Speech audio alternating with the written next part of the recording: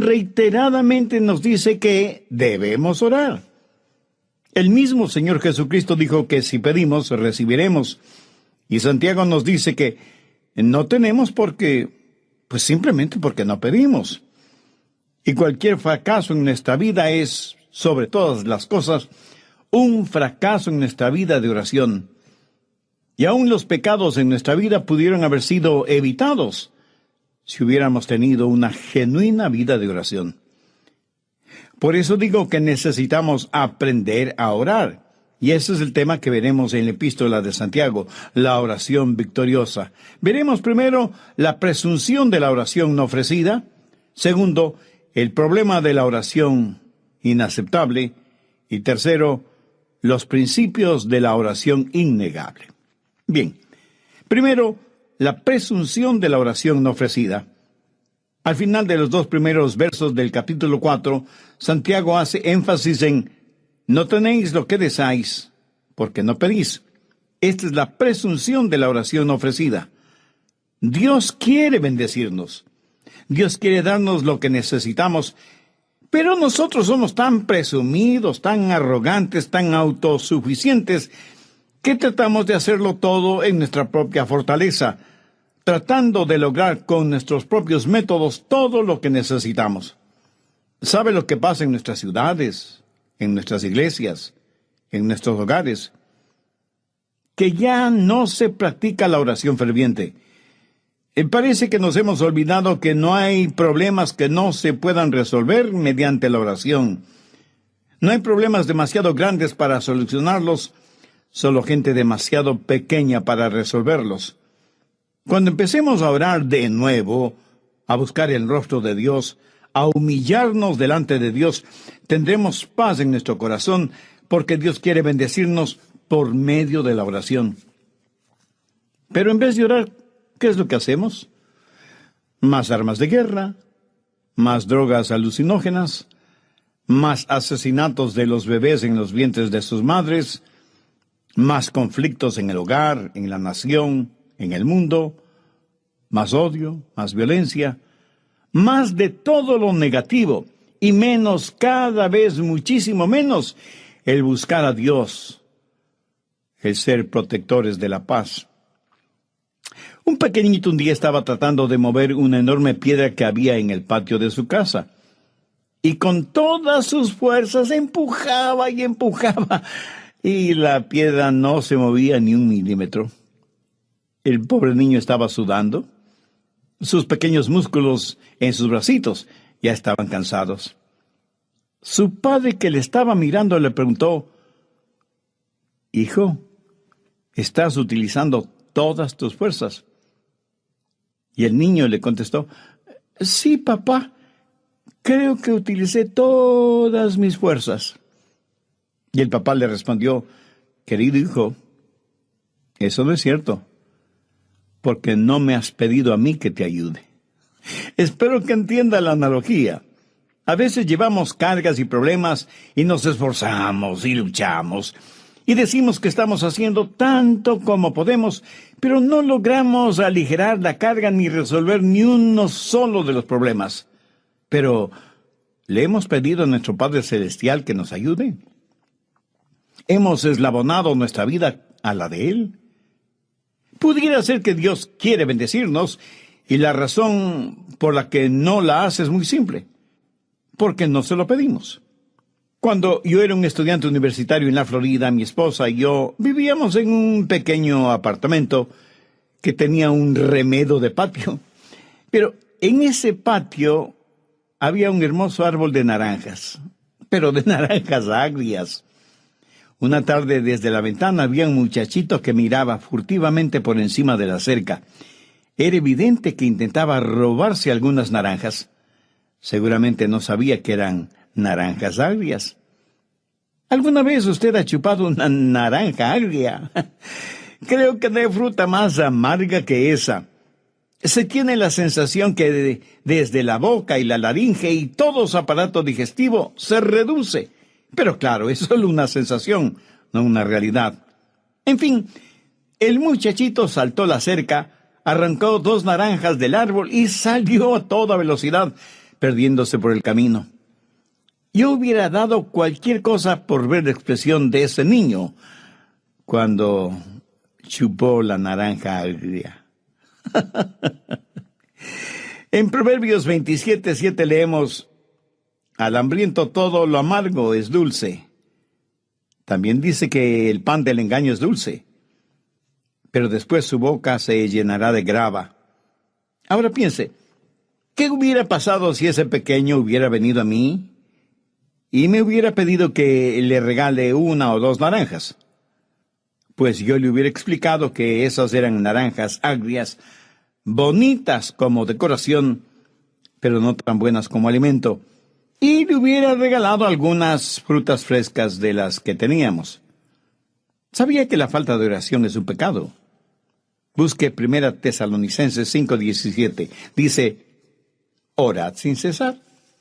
Y en Lucas 18:1 Jesús contó una parábola sobre la necesidad de orar siempre y no desmayar. Escúcheme, cuando usted no ora, no solo que deja de recibir una bendición, sino que está pecando. En Marcos 14:38, el Señor Jesús les dijo a sus discípulos: velad y orad, para que no entréis en tentación. La oración hará que un hombre deje de pecar, pero el pecado hará que un hombre deje de orar. No hay sustituto para la oración. Nuestra vida no es más grande que nuestra vida de oración. Mi amigo, no es tan importante lo que aparentamos ser cuando estamos frente a las otras personas, sino lo que realmente somos cuando estamos a solas, sea en nuestra casa o en un cuarto de hotel. Segundo, el problema de la oración inaceptable. Muchas veces el problema no es que no oramos, sino que oramos, pero Dios no acepta nuestra oración. ¿Por qué? Veamos lo que Santiago dice al respecto. Capítulo 4, versos 3 y 4. Pedís y no recibís, porque pedís mal, para gastar en vuestros deleites. Oh almas adúlteras, ¿no sabéis que la amistad del mundo es enemistad contra Dios?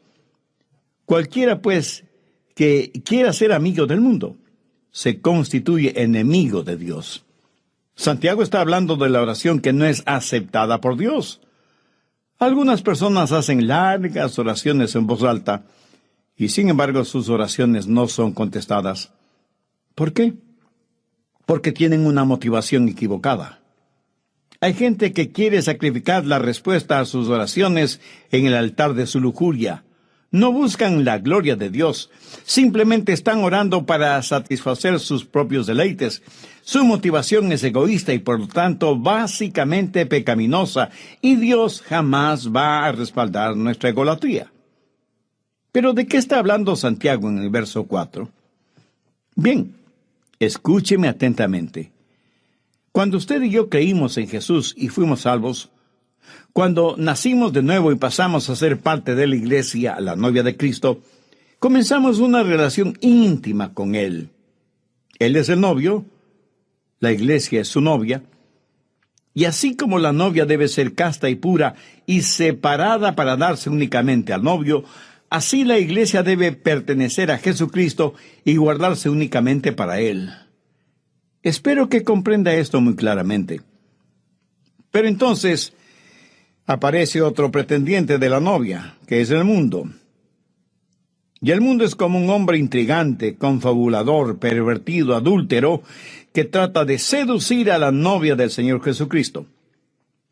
La Biblia dice que cuando nos separamos de Jesús y tenemos amistad con el mundo, cometemos adulterio espiritual. Dios nunca aprobará ni menos bendecirá nuestra relación adúltera con el mundo. Los miembros de la iglesia de Corinto cometían toda clase de inmoralidades en el seno de la iglesia, y porque las inmoralidades eran entre ellos en la iglesia, creían que no habían pecado. Así que el apóstol Pablo tuvo que escribirles muy fuertemente, ejercitando disciplina espiritual. Cuando cometemos adulterio espiritual, no estamos interesados en la gloria de Dios, sino en complacer nuestras propias concupiscencias. Muchas oraciones suenan francamente mundanas Y su motivación básica es la autosatisfacción, el tener más cosas, el hacer más de lo que a mí me complace, el gozar de placeres a plenitud. Santiago dice que no recibimos porque pedimos mal, y lo que pedimos es para nuestro propio deleite. Por eso nuestra oración se vuelve inaceptable delante de Dios. Y alguien dirá, bueno, yo pensé que podía pedir a Dios por mis necesidades. Por supuesto que puede hacerlo. Dios suplirá sus necesidades de acuerdo a sus riquezas en gloria por medio del Señor Jesucristo. Pero escúcheme, sus deseos egoístas siempre serán negados, pero sus necesidades legítimas nunca le serán negadas. Usted puede orar por necesidades reales y Dios hará la provisión necesaria. Pero si usted pide para complacer sus apetitos materiales, mi amigo, se lo digo francamente, usted está perdiendo el tiempo. Tercero, los principios de la oración innegable. ¿Cómo podemos orar y que nuestras oraciones no sean negadas? ¿Cómo podemos orar para que Dios nos escuche? ¿Cómo podemos orar para eslabonar nuestra vida con el Dios omnipotente? Santiago nos da 5 principios básicos que son vitales para usted, para mí, para todos nosotros. Primero, sensibilidad al Espíritu. Veamos Santiago 4:5. ¿O pensáis que la Escritura dice en vano, el Espíritu que Él ha hecho morar en nosotros nos anhela celosamente? ¿Quién es el Espíritu que mora en nosotros? Pues el Espíritu Santo. Y aquello de que nos anhela celosamente, en el original griego no tiene ninguna connotación sensual o sexual. El Espíritu Santo anhela celosamente, profundamente, determinadamente morar en nosotros. El Espíritu Santo que hace morada en nosotros anhela la devoción de nuestro corazón. ¿Sabe lo que Dios demanda de nosotros antes de que oremos? Demanda nuestro corazón. ¿Y sabe lo que el Espíritu Santo nos dice mientras mora en nosotros? Entrega tu devoción total a Cristo. El Espíritu Santo nos anhela celosamente por causa de Cristo. La Biblia enseña que Dios es un Dios celoso. Algunas personas no entienden esto. Piensan que cuando se habla de celos, siempre es algo malo. Pero los celos no siempre son malos. Cuando usted o yo somos celosos de nuestras obligaciones, estamos hablando de tener la virtud de la responsabilidad y la cumplimos a cabalidad, celosamente, si se quiere. Muchas veces somos celosos cuando no debemos serlo. Por ejemplo, un músico o un pintor no tiene ninguna razón de tener celos de otros músicos o pintores, porque ni la música ni la pintura son de su exclusiva propiedad.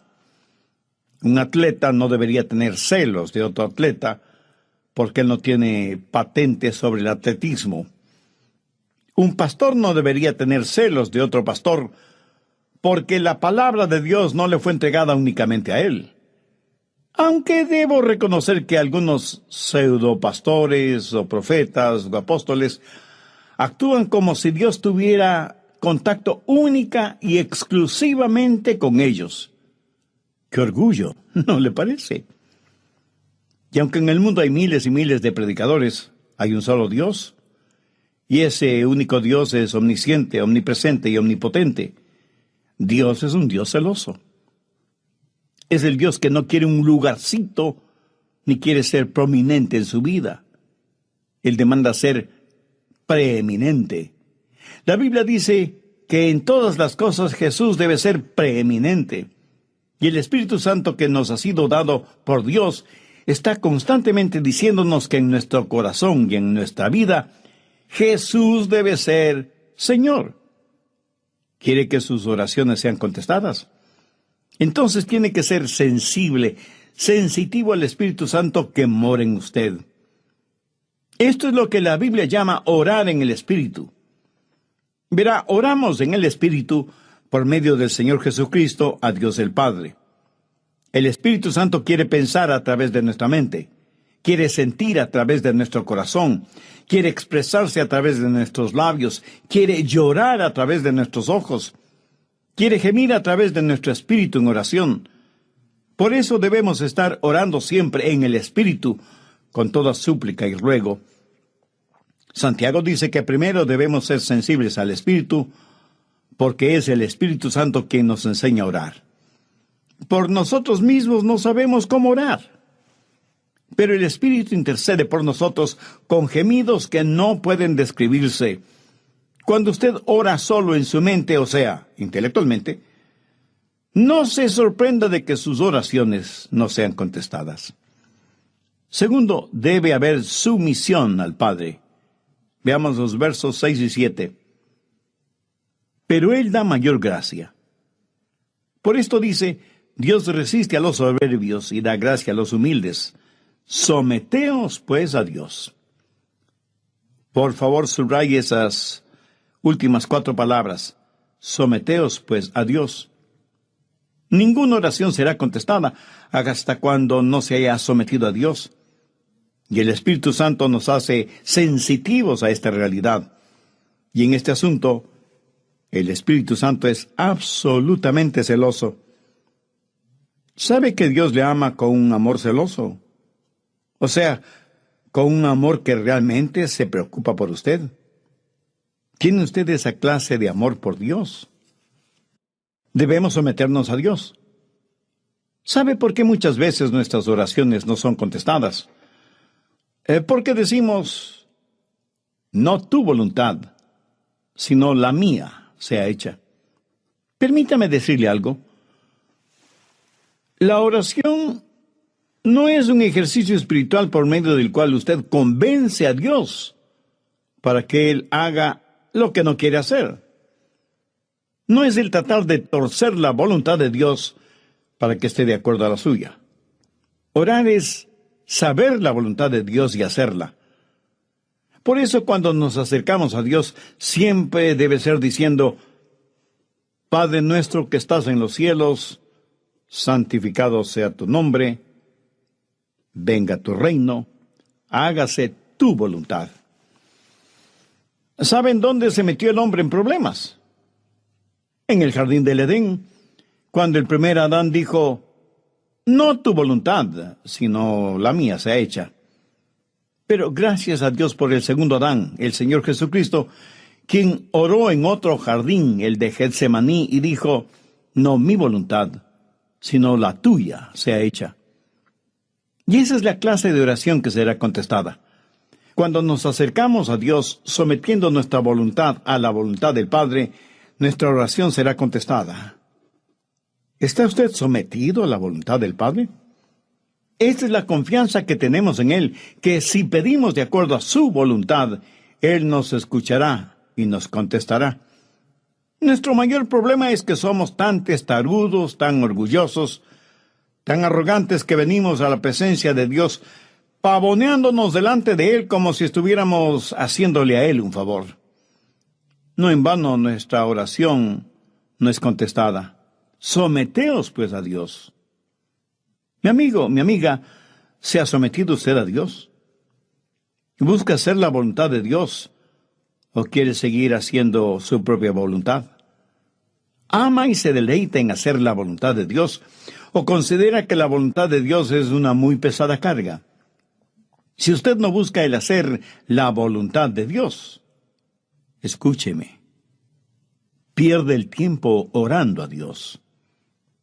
La oración no es para los rebeldes. Santiago dice que no tenemos porque no pedimos y que cuando pedimos, pedimos mal. Sométase pues a Dios.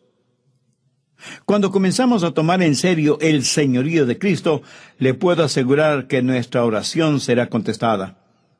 Tal vez no exactamente como nosotros quisiéramos, pero será contestada.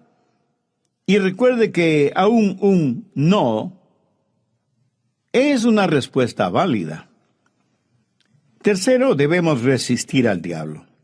Nuevamente, leamos el verso 7. Someteos pues a Dios, resistid al diablo, y huirá de vosotros. ¿Alguna vez ha pensado en el diablo huyendo de usted? Para la mayoría de nosotros, esa sola idea nos parece risible o ridícula. Lo máximo que esperamos es que el diablo no nos moleste, que nos deje tranquilos, aunque sea solo por un tiempito. Pero escuchemos algunas palabras de Jesús. Os doy autoridad sobre todo poder del enemigo. Mayor es el que está en ustedes que el que está en el mundo. La clave de la oración poderosa, aquella que no le será negada, es cuando ora, sepa que entra en una batalla contra el diablo. Porque la oración es la mayoría de las veces una batalla. La Biblia dice que debemos ponernos toda la armadura de Dios para poder resistir los ataques del enemigo. Ahora, tome nota de lo que dice Efesios 6:18, orando en todo tiempo con toda oración y súplica en el Espíritu, y velando en ellos con perseverancia y súplica por todos los santos. ¿Lo ve? La oración es una batalla.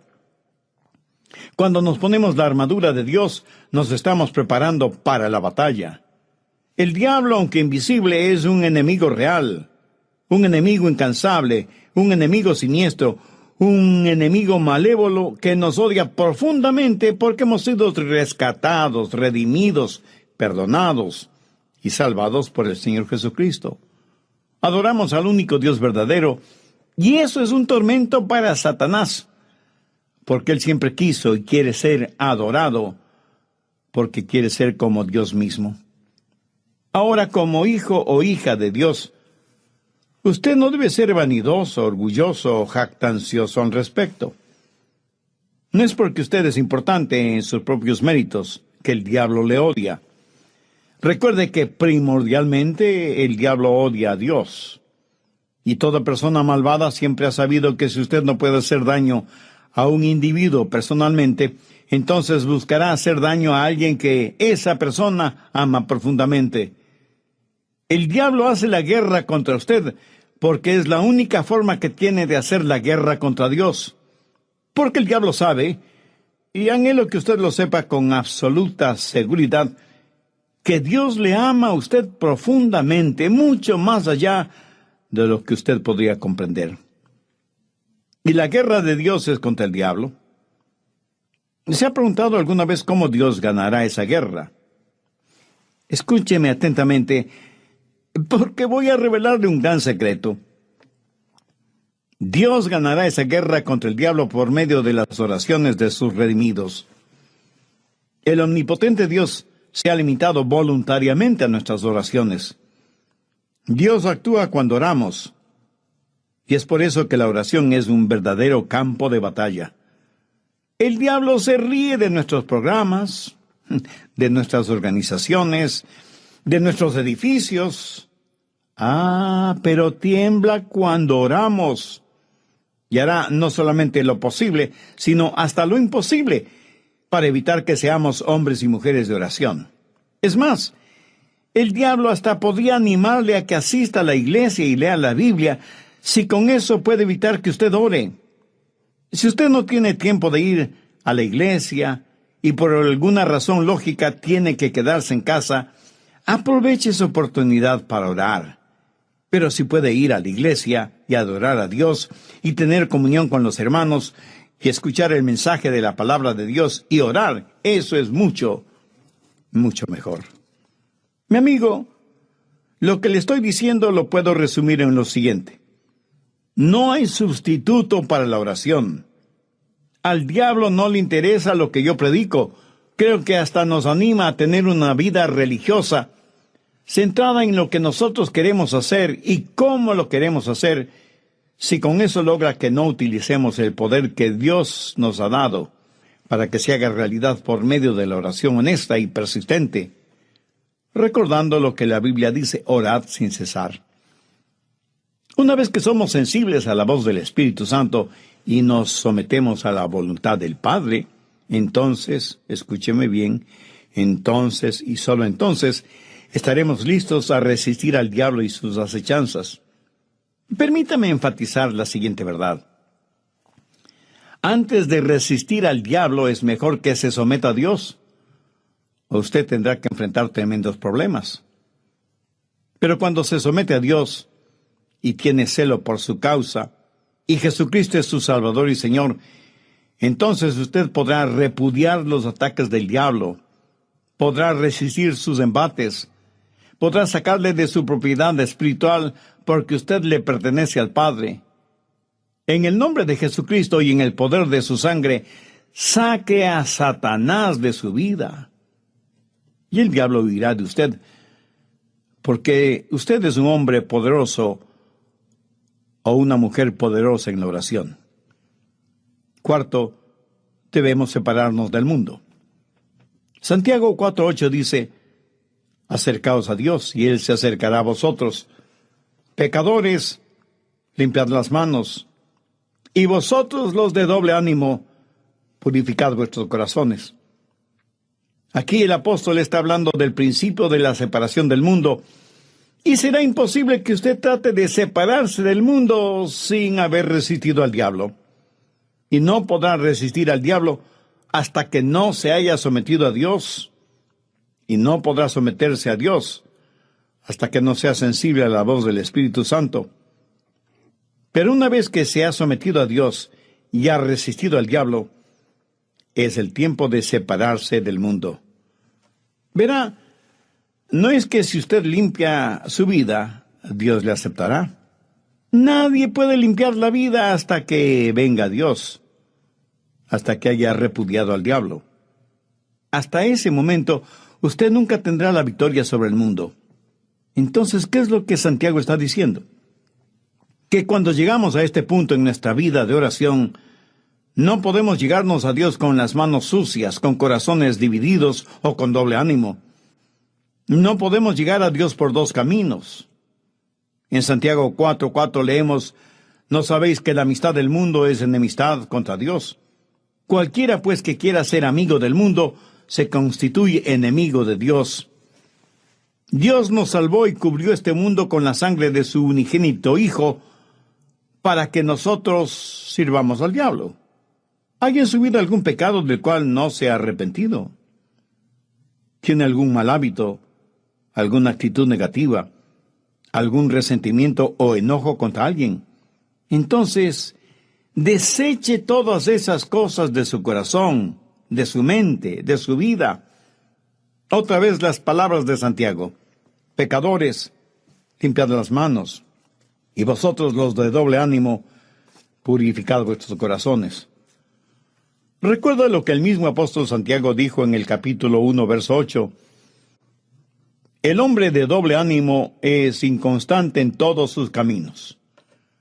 Ningún constante recibirá nada del Señor.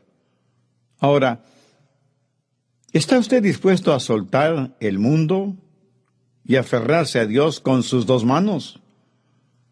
Lo podrá hacer cuando conozca el poder de la oración. Si hay algo que Dios no lo tolera, es una relación tibia, una oración tibia, una vida cristiana neutral. Busque a Dios con todo su corazón y lo va a encontrar. Debe separarse del mundo. Mire lo que dice el Salmo 66:18. Si en mi corazón hubiese yo mirado la iniquidad, el Señor no me habría escuchado. En muchas de nuestras oraciones simplemente decimos, Señor, bendíceme de todas maneras. No voy a arrepentirme de mis pecados. No voy a dejar las cosas del mundo que me atraen. No las quiero dejar, al menos por ahora. Pero, Señor, bendíceme de todas maneras. Escuche y contesta mi oración. Si esa es su manera de orar, Dios no le va a contestar, se lo aseguro. ¿Qué es lo que dijo el salmista? Si en mi corazón hubiese yo mirado la iniquidad, el Señor no me habría escuchado. Eso no significa si es que he pecado, porque la Biblia dice que todos hemos pecado. También dice que todos tenemos iniquidad en nuestro corazón. Todos tenemos nuestros pecados favoritos, bien escondidos en nuestro corazón. Hasta podemos pensar que son pecados inofensivos, y sin embargo, nos acercamos a Dios cuando estamos enfrentando algún problema, alguna desilusión, y le pedimos ayuda, sabiendo que tenemos unos cuantos pecados escondidos en nuestro corazón. ¿Cree que Dios escuchará nuestra petición? ¿Cree que Dios contestará nuestra oración cuando nos estamos acercando a Él con manos sucias, impuros y con doblez en nuestro corazón? Mi amigo, debe haber arrepentimiento. Debe haber el abandonar el pecado, cualquiera que sea ese pecado. Si en mi corazón hubiese yo mirado la iniquidad, el Señor no me habría escuchado. Dios no puede bendecir. Dios no puede honrar nuestras oraciones si hay pecado en nuestras vidas. Pecadores, limpiad las manos, y vosotros los de doble ánimo, purificad vuestros corazones. Quinto, la sobriedad de nuestro propósito. Santiago 4, desde el verso 9 dice, afligíos y lamentad y llorad. Vuestra risa se convierte en lloro y vuestro gozo en tristeza. Humillaos delante del Señor y Él os exaltará. Le daré una razón más por qué nuestras oraciones no son contestadas. Porque nuestras oraciones no son fervientes. Son frívolas, superficiales, tibias, fácilmente enunciadas y más fácilmente olvidadas. Y Santiago nos dice que debemos orar con la urgencia que determinada situación exige, y de acuerdo a la urgencia de la necesidad. Debemos aprender a clamar y llorar delante de Dios. El profeta Ezequías estaba moribundo, lloró a Jehová y dijo, he andado delante de ti en verdad y con íntegro corazón. He hecho las cosas que te agradan. ¿Cómo le contestó Dios? Yo he oído tu oración y he visto tus lágrimas. Qué hermoso. Amigo, ¿ha visto Dios sus lágrimas? Hay cualquier cantidad de organizadores, pero no los suficientes agonizadores. Y esto me lo estoy diciendo a mí mismo. ¿Cuándo fue la última vez que usted derramó lágrimas por su alma hipotecada al diablo? ¿Cuándo fue la última vez que usted oró antes de comer?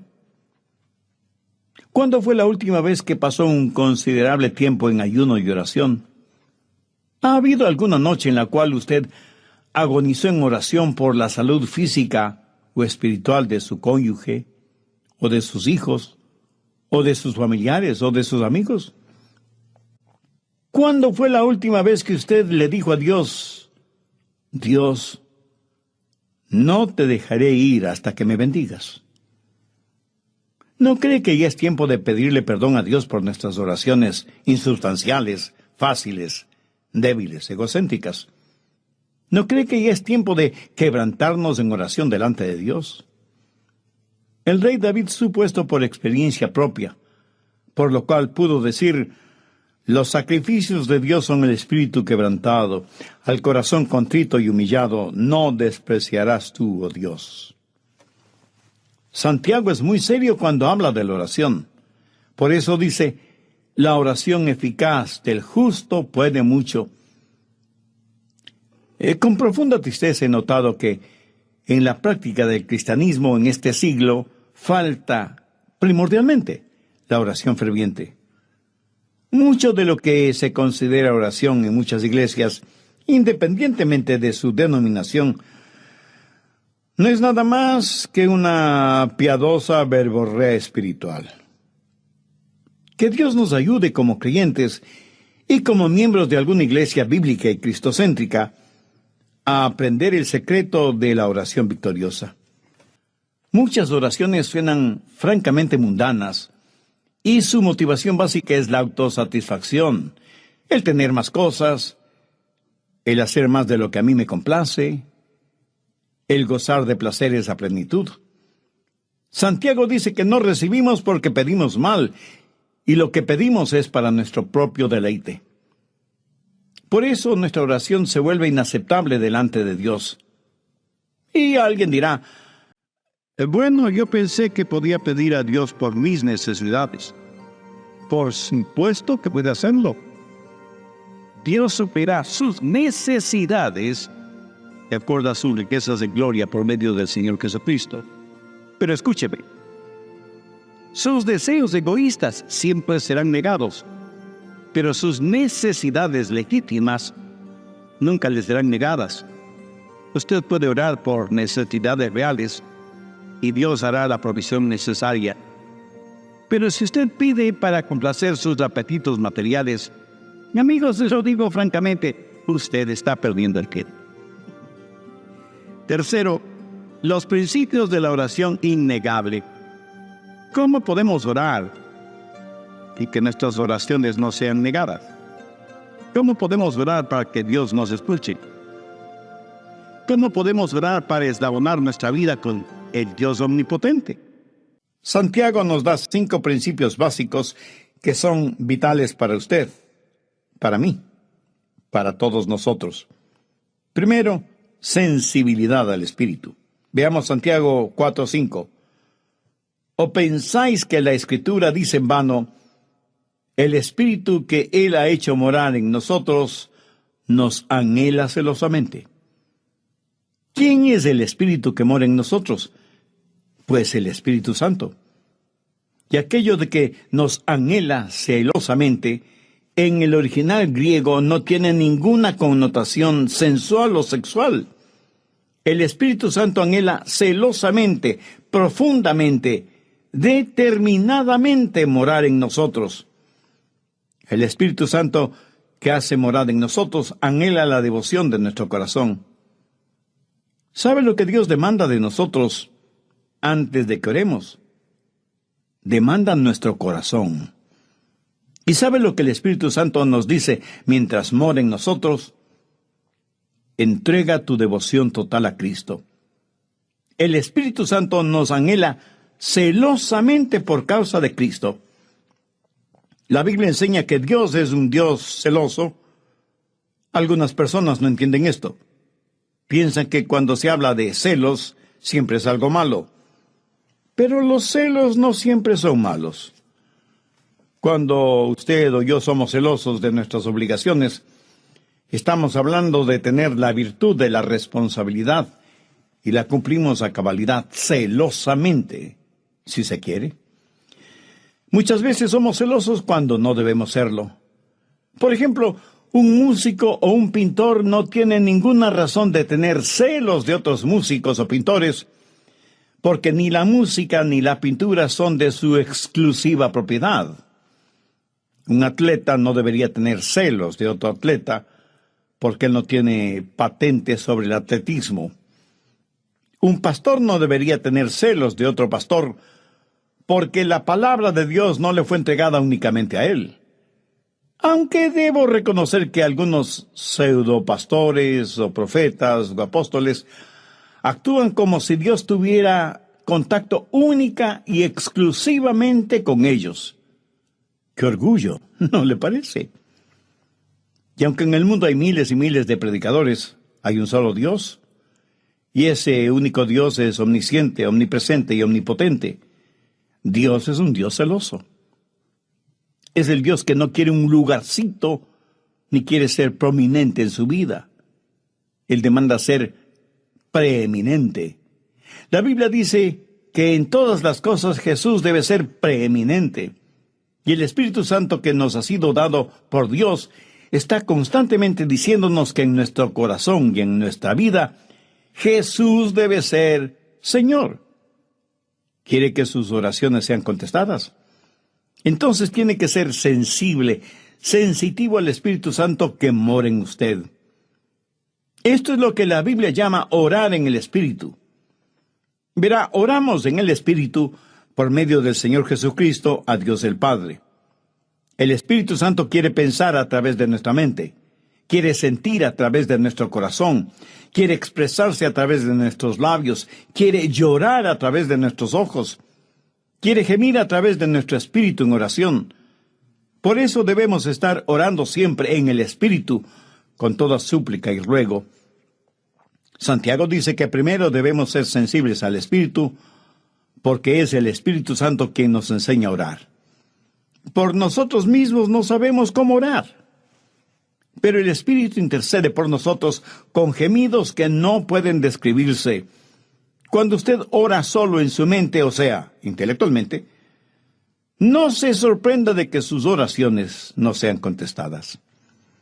Segundo, debe haber sumisión al Padre. Veamos los versos 6 y 7. Pero Él da mayor gracia. Por esto dice, Dios resiste a los soberbios y da gracia a los humildes. Someteos, pues, a Dios. Por favor, subraye esas últimas 4 palabras. Someteos, pues, a Dios. Ninguna oración será contestada hasta cuando no se haya sometido a Dios. Y el Espíritu Santo nos hace sensitivos a esta realidad. Y en este asunto, el Espíritu Santo es absolutamente celoso. ¿Sabe que Dios le ama con un amor celoso? O sea, con un amor que realmente se preocupa por usted. ¿Tiene usted esa clase de amor por Dios? Debemos someternos a Dios.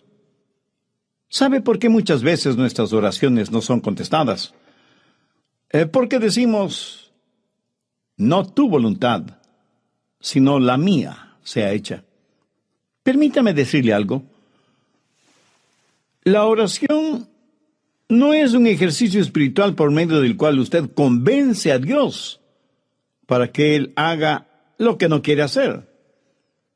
No es el tratar de torcer la voluntad de Dios para que esté de acuerdo a la suya.